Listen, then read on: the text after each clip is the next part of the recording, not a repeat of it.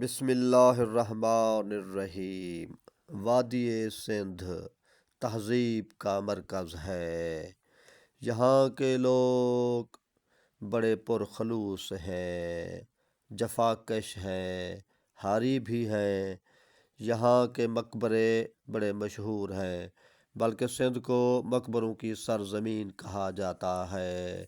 یہاں پر بزرگوں کے روضے بھی ہیں اور امراء کے، بادشاہوں کے مقبرے بھی ہیں۔ پتھاری داروں اور جگیرداروں کی کارروائیاں بھی مشہور ہیں۔ ڈاکو بھی رہتے ہیں، شرفا بھی رہتے ہیں۔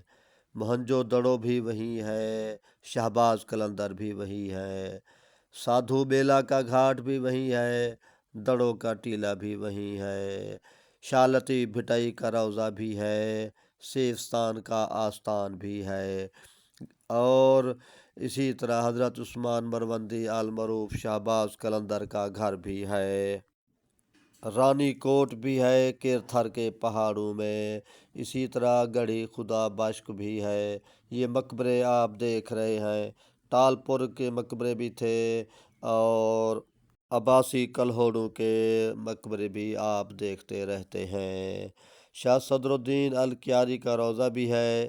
ذوالفقار علی بھٹو گڑھی خدا بشک میں اکیلا دفن نہیں، اس کا بیٹا شاہ نواز، ان کا والد شاہ نواز اور ان کی مشہور بیٹی دختر مشرق محترمہ بے نظیر بھٹو بھی وہیں پر ان روضوں میں، ان مقبروں میں دفن ہیں۔